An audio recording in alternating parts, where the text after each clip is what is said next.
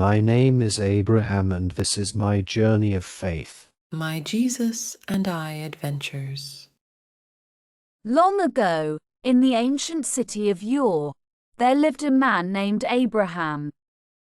One day, God spoke to Abraham and said, "Go from your country, your people, and your father's household to the land I will show you."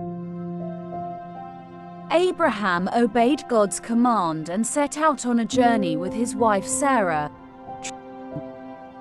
Along the way, God made a covenant with Abraham, promised to bless him and his descendants, of which he said would be as numerous as the stars, and to give them the land of Canaan as their inheritance. This would look like a big dream because Abraham and Sarah had no child of their own. Sarah was always looking at children when she passes them, trusting in God's promise to bless him and make him the father of a great nation. After many years, when Abraham was 100 years old, God blessed them with Isaac, meaning laughter. For Sarah said, "God has brought me laughter, and everyone who hears about this will laugh with me."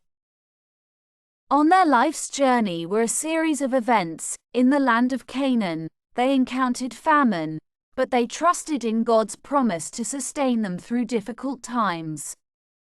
Abraham faced conflicts with his nephew Lot, but chose to resolve them with grace and generosity. When faced with temptation and fear for their safety from King Abimelech and Abraham's temptation to deceive, Abraham and Sarah chose honesty and relied on God's protection. Through trials and tribulations, Abram believed the Lord, and he credited it to him as righteousness. Genesis chapter 15 verse 6. Abraham and Sarah remained steadfast in their faith, knowing that God was with them every step of the way. And then came the ultimate test of Abraham's faith. "Take your son, your only son, whom you love, Isaac, and go to the region of Moriah. Sacrifice him there as a burnt offering on a mountain I will show you." Though Abraham's heart trembled at the thought, he rose early the next morning, gathered wood for the sacrifice, and set out with Isaac, the promised child of his old age.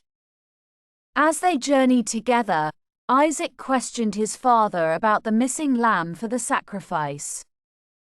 With a heavy yet determined heart, Abraham replied, "God will provide for himself the lamb for a burnt offering, my son." Trusting in God's wisdom, they pressed on until they reached the appointed place.